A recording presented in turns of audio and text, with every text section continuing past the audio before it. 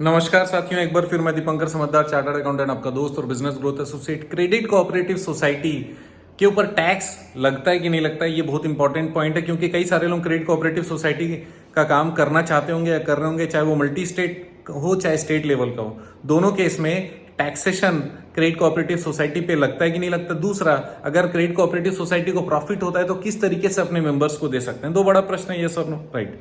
अब सबसे पहला चीज है कि क्रेडिट कोऑपरेटिव सोसाइटी को टैक्सेशन में छूट है कि नहीं है।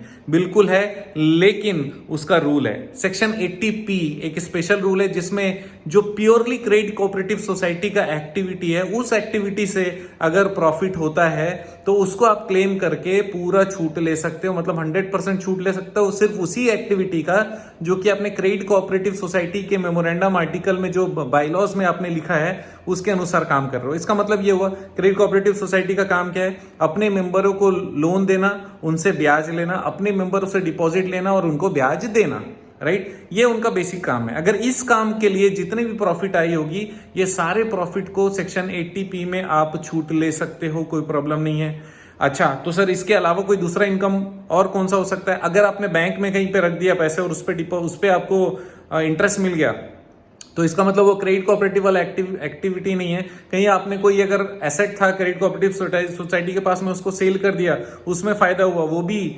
नॉर्मल क्रेडिट कोऑपरेटिव एक्टिविटी नहीं है। इसी तरीके से केवल जो कोर एक्टिविटी, उसके अलावा कोई भी एक्टिविटी करोगे तो फिर उस पर छूट नहीं मिलेगी, उतना अलग से उसके ऊपर में टैक्स आने वाला है। तो इसका मतलब क्रेडिट कोऑपरेटिव सोसाइटी का टैक्सेशन में पूरी छूट कब है? जब वो केवल अपनी एक्टिविटी वाले कामों का छूट लेते हैं section 80P of income tax act में।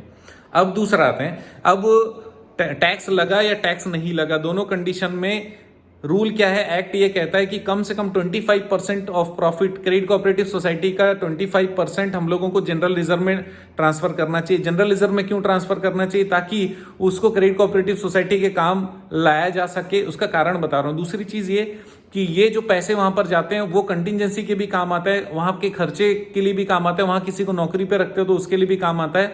तो सोसाइटी आगे बढ़े और नहीं भी बढ़े तो मेंटेनेंस में ये जो रिजर्व में 25% डालते हैं वो काम आता है। बाकी 75% को अगर आप डिस्ट्रीब्यूट कर भी देते हो तो कोई भी टैक्सेशन नहीं लगने वाला मेंबर्स को, क्योंकि वो म्यूचुअल हेल्प और म्यूचुअल बेनिफिट वाले काम है जो क्रेडिट कोऑपरेटिव वाला। किसी आउटसाइडर के साथ कोई काम नहीं होता, क्योंकि यहाँ पे सारे मेंबर्स ही होते हैं। तो समझने वाली बात एक बार फिर से, टैक्सेशन टैक्स लगता है कि नहीं लगता है? क्रेडिट कोऑपरेटिव सोसाइटी पे लगता है, लेकिन सिर्फ कौन से पोर्शन पे लगता है?